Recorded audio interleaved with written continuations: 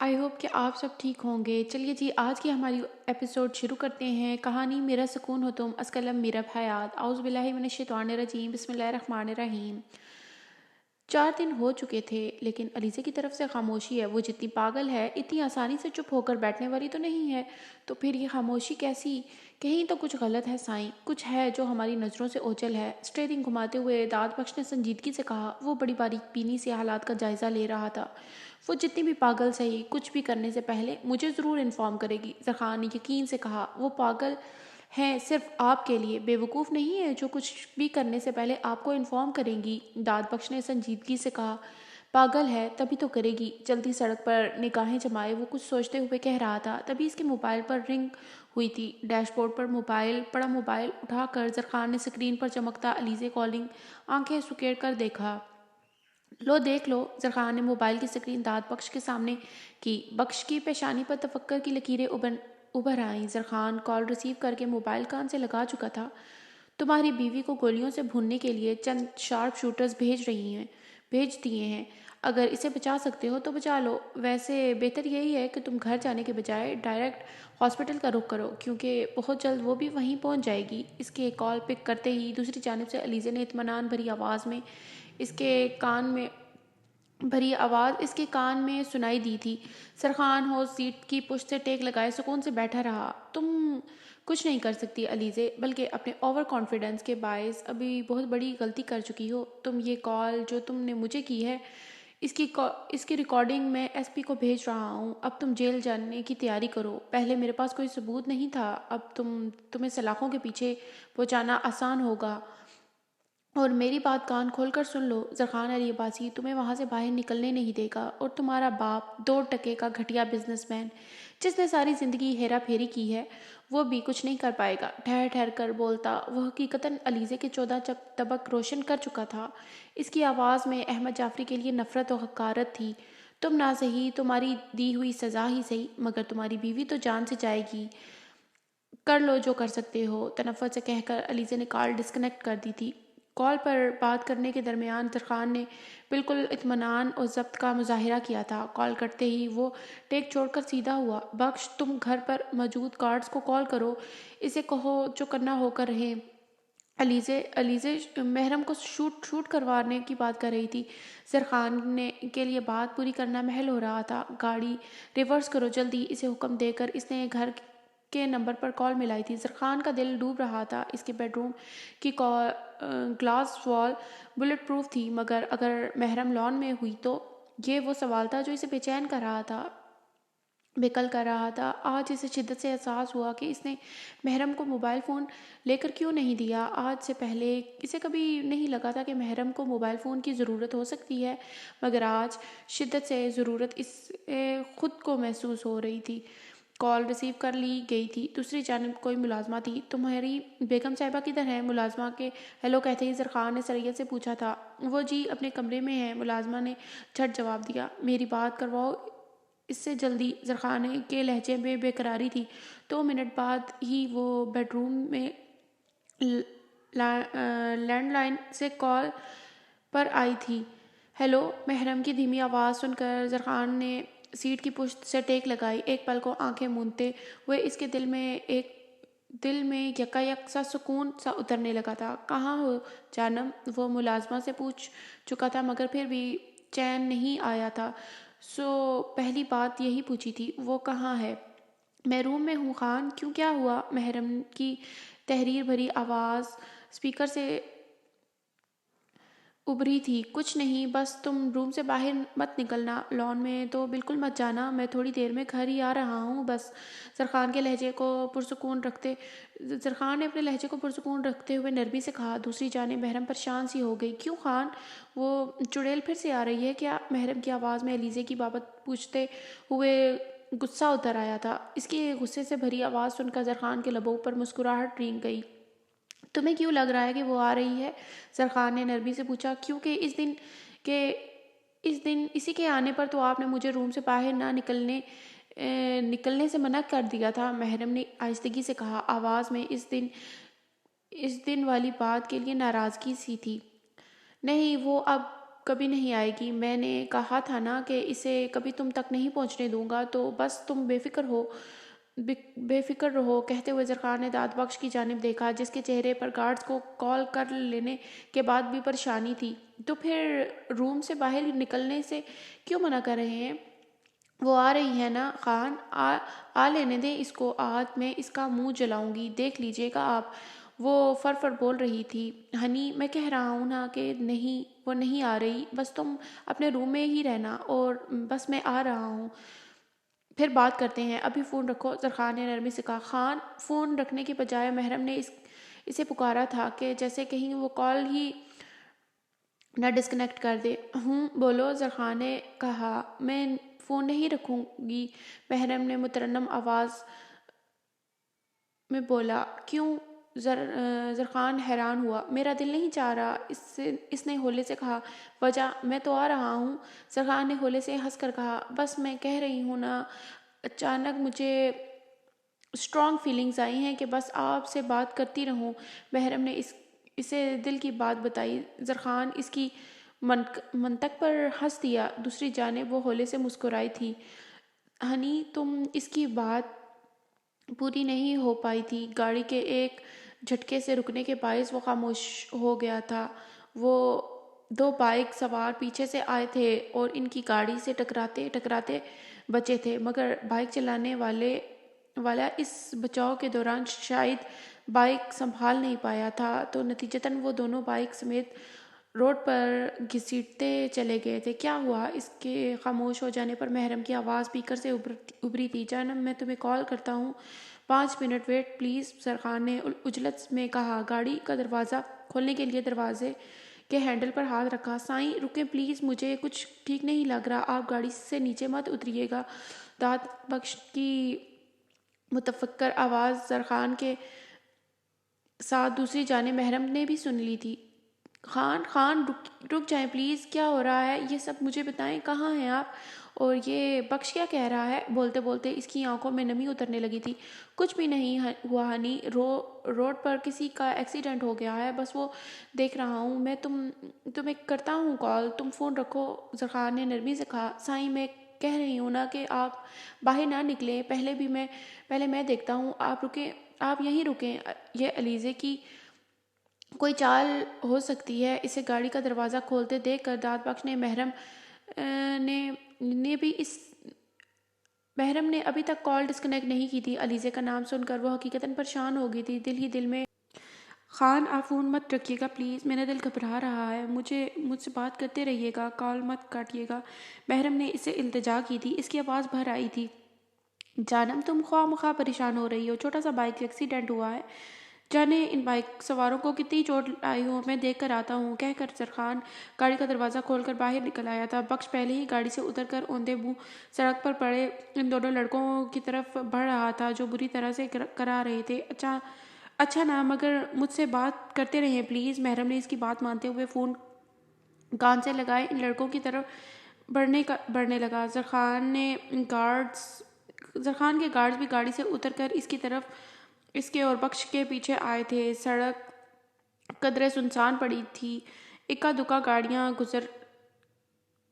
گزر کے گئی تھیں۔ کیا ہوا ہے؟ انہیں زیادہ چوٹ آئی ہے تو انہیں گاڑی میں لے چلو ہاسپٹل، زرخان نے بخش سے کہا جو ان لڑکوں کے قریب کھڑا ان میں سے ایک کو اٹھانے میں مدد کر رہا تھا۔ محرم فون کان سے لگائے زرخان کی آواز سن رہی تھی، دل جانے کیوں اچانک ہی پریشان سا ہو گیا تھا۔ بخش کا سہارا لیتے لڑکے نے ایک نظر قریب کھڑے زرخان کو دیکھا، پھر اگلے ہی پل پھرتی سے داد بخش کی ٹانگ پر ایک زوردار کک لگائی تھی، وہ لڑکھڑا کر سڑک پر گرا۔ دوسرا لڑکا بھی ایکشن میں آیا تھا اور اپنی پشت سے ریوالور نکال کر زرخان کے گارڈز پر فائر کھول دیا۔ پہلے والے نے بھی سریعت سے ریوالور نکالا اور زرخان کے سینے پر گن تان کر ہولے سے مسکرایا۔ بخش تیزی سے زرخان کی طرف بڑھا تھا، گن سے چلنے والی گولی زرخان کی شرٹ کو خون آلود کر گئی تھی۔ فون کی دوسری جانب فائرنگ کی آواز سن کر محرم کی چیخیں نکل گئیں۔ خان، آپ آپ مگر اس کی بات پوری ہونے سے پہلے ہی دھڑام کی آواز کے ساتھ کال کٹ گئی تھی۔ فائرنگ کی شدید آواز کے ساتھ جو آخری آواز اس نے سنی تھی وہ داد بخش کی تھی۔ سائیں چیخ نما آواز محرم کو سمجھ نہیں آ رہی تھی کہ اس نے پہلے داد بخش کی آواز سنی تھی یا پھر فائرنگ کی۔ وہ ہیلو ہیلو کرتی وہیں زمین پر بیٹھتی چلی گئی تھی، پٹی پٹی آنکھوں سے زمین کو دیکھتی وہ نفی میں سر ہلا رہی تھی۔ I just hate that lady۔ دل کرتا ہے کہ اسے ڈیڈو کی نظروں سے کہیں دور، بہت دور بھیج دوں اسے، مگر وہ بات ادھوری چھوڑ کر چپ ہو گیا تھا۔ اس وقت اس کے چند دوستوں کے ساتھ اسکول گراؤنڈ میں وہ بیٹھا ہوا تھا۔ ان کے سامنے زمل فاطمہ سے نفرت کا اظہار کر رہا تھا۔ یار یہ اسٹیپ مدرز تو آج کل کامن پرابلم بن چکی ہے۔ وہ سیکشن بی کا شہروز ہے نا، جس کا باپ سیاست میں ہے، اس کے باپ نے بھی دوسری شادی کر لی ہے۔ اس عورت کا پہلے سے بھی ایک بیٹا ہے۔ شہروز کی باپ کی ساری پراپرٹی اس عورت نے اپنے اور اپنے بیٹے کے نام کروا لی ہے، اور شہروز بیچارہ، اس کے ایک دوست نے دوسرے سیکشن کے لڑکے کی دکھی کہانی اس کے گوشہ گزار کی۔ پراپرٹی کی مجھے کوئی ٹینشن نہیں ہے یار۔ اور وہ فاطمہ، وہ مام کہتے کہتے رک گیا۔ وہ ایسی نہیں ہے۔ مجھے نہیں لگتا کہ اسے ڈیڈو کی پراپرٹی میں کوئی انٹرسٹ ہوگا۔ مجھے تو بس ڈیڈو کا انہیں اہمیت دینا برا لگتا ہے، بلکہ زہر ہی لگتا ہے۔ وہ سنجیدگی سے کہہ رہا تھا، اوہ یار تجھے نہیں پتا، آج کل کی عورتیں بڑی شاطر ہیں۔ کل کلاں کو وہ ساری جائیداد کے لیے تیری ڈیڈو کو ہی زہر نہ دے کر مار دے تو پھر کیا کرے گا تو؟ یہ آگے تک کی سوچنے والا ان کے گروپ کا سب سے بگڑا ہوا لڑکا تھا، جو عمر میں علی سے 3-4 سال بڑا تھا۔ جانے کتنے بار 9th میں فیل ہو چکا تھا۔ اس کی بات سن کر علی کا دل ایک پل کو سکڑا۔ کیسی باتیں کر رہے ہو یار، وہ ایسی نہیں ہے۔ علی نے اپنے دل کو بہلاتے ہوئے اسے زمل کی طرف سے صفائی دی تھی۔ اگر وہ ایسی نہیں ہے تو پھر تجھے کیا مسئلہ ہے؟ اس سے ہنسی خوشی رہتا رہ اپنی سوتیلی ماں کے ساتھ۔ جب وہ اپنا کام کر کے تجھے دھکے مار کے گھر سے نکال دے گی تب ہوش آئے گا تجھے۔ وہ روہیل نامی لڑکا اسے بہت اچھی طرح سے سمجھا رہا تھا۔ علی کا دماغ معوف ہونے لگا تھا۔ تو پھر میں کیا کروں؟ ڈیڈو تو ان سے بہت پیار کرتے ہیں، وہ تو انہیں گھر سے نہیں نکالیں گے۔ علی نے پریشانی سے کہا، بریک ٹائم ختم ہونے والا ہے۔ اس کے باقی دوستوں نے مدد طلب نظروں سے روہیل کی جانب دیکھا، جسے وہ ہی کوئی حل بتائے گا۔ پہلے تو ڈیسائیڈ کر لے کہ اس عورت کو گھر سے نکالنا چاہتا ہے یا اپنے باپ کی زندگی سے، روہیل نے سنجیدگی سے پوچھا۔ اس کی آنکھوں میں خباثت تھی۔ دونوں باتوں میں کیا فرق ہے؟ علی نے الجھتے ہوئے کہا، بہت فرق ہے پیارے۔ گھر سے نکلے گی تو دوبارہ آ سکتی ہے، زندگی سے نکلے گی تو کبھی واپس نہیں آ سکے گی۔ روہیل نے مسکراتے ہوئے کہا۔ علی سوچ میں پڑ گیا۔ زندگی سے؟ اپنے ڈیڈو کی زندگی سے نکالنا چاہتا ہوں، علی نے سنجیدگی سے کہا۔ روہیل کے سیاہ لبوں پر کمینی سی مسکراہٹ رینگی۔ ٹھیک ہے، آ جا پھر تجھے پلان بتاؤں۔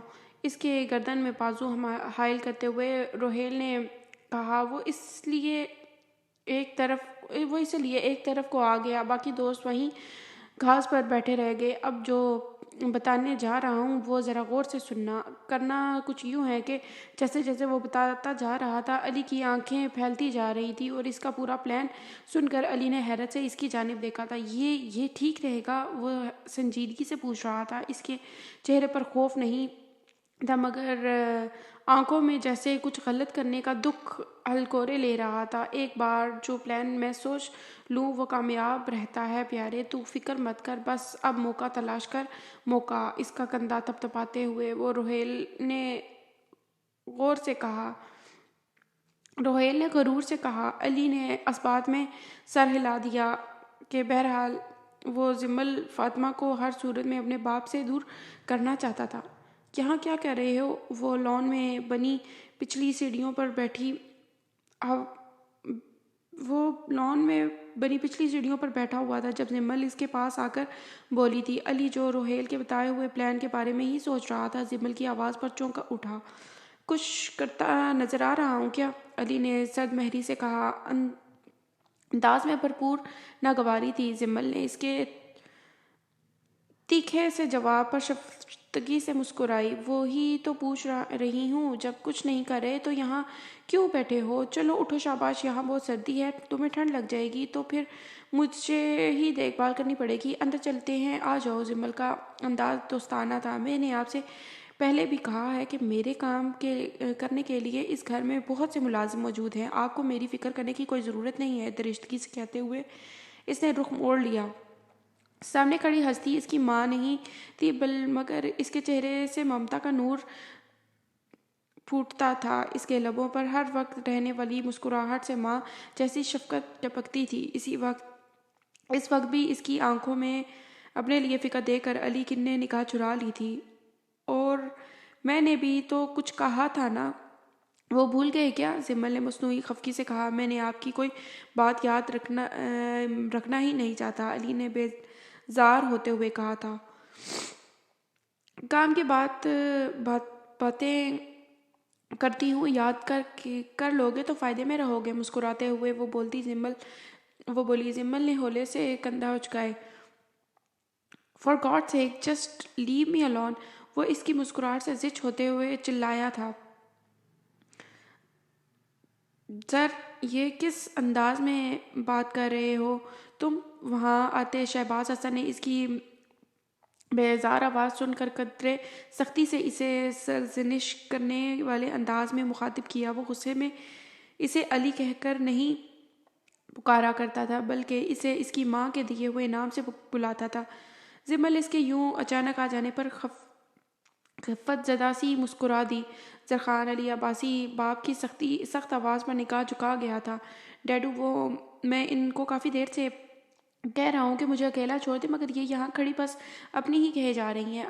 علی کے لہجے کو حتی المکان مؤدبانہ رکھنے کی کوشش کی تھی، ورنہ حقیقتاً اس کا دماغ گھوم رہا تھا۔ شہباز حسن کو اس کے لہجے کی کوفت زدگی چونکا گئی تھی۔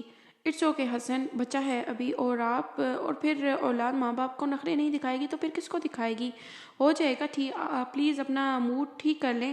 شہباز حسن کے چہرے پر چھائی سختی کے پیش نظر وہ بول پڑی تھی۔ شاہ نے ایک نظر نگاہ جھکائے کھڑے علی پر ڈالی، پھر پلٹا تھا اور لمبے لمبے ڈاک بھرتا وہاں سے نکلتا چلا گیا تھا۔ علی نے اس کے جاتے ہی زمل کو گھورا۔ ہو گئے نا میرے ڈیڈو مجھ سے ناراض؟ مل گیا آپ کو سکون؟ وہ شدید خفگی سے بولتا زمل کو شرمندہ کر گیا تھا۔ مجھے نہیں پتا تھا کہ حسن آفس سے واپس آ چکے ہیں، اور اس بات کا تو بالکل بھی اندازہ نہیں تھا کہ وہ یہاں آ جائیں گے۔ میں تو بس تمہیں، علی نے زمل کی بات کاٹ دی، یہ لیم ایکسکیوزز مجھے مت دیں، میں آپ کی ساری پلاننگ خوب سمجھ رہا ہوں۔ میرے ڈیڈو کی نظروں میں مجھے برا بنا کر مجھے گھر سے نکلوانا چاہتی ہیں آپ؟ بدگمانی کی حدودوں کو چھوتا ہوا وہ لڑکا کتنا غلط سمجھ رہا تھا۔ زمل اپنی جگہ دھنگ رہ گئی تھی۔ سائیں اسی وقت وہاں بخش آیا تھا اور غصے سے لال ہوتے علی کو دیکھ کر اس کے کندھے پر ہاتھ رکھا۔ زمل نے ایک نظر اس اونچے لمبے پٹھان پر ڈالی جو شاید علی سے 1-2 برس ہی بڑا ہوگا، مگر علی سے یوں مؤدبانہ بات کرتا تھا کہ جیسے علی اس سے 10 برس بڑا ہو۔ بی بی، اس سائیں کو میں سمجھا دوں گا، آپ فکر نہ کریں، آپ اندر چلی جائیں، میں سائیں کو بھی لے کر آتا ہوں۔ نگاہ جھکا کر اس نے دھیمی آواز میں مؤدبانہ کہا۔ وہ یوں ہی اکثر عین ٹائم پر انٹری مار کر علی کو بدتمیزی کرنے سے روک دیا کرتا تھا۔ زمل نے اس کی بات پر ہولے سے مسکرا دی، جبکہ علی نے اسے فقط گھورنے پر اتفاقہ کیا۔ علی کے خود کو گھورنے پر ہولے سے مسکرا دیا۔ سائیں، آپ کیوں بھی فاطمہ بی بی کے ساتھ ایسا سلوک کرتے ہیں؟ وہ آپ کے ساتھ پرخلوص ہیں، آپ کو انہیں قبول کر لینا چاہیے۔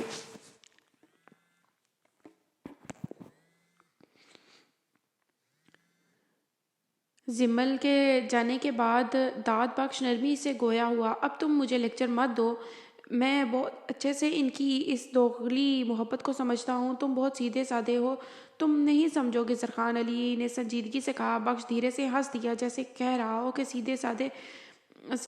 سیدھے سادے تو آپ ہیں سائیں، مگر وہ بولا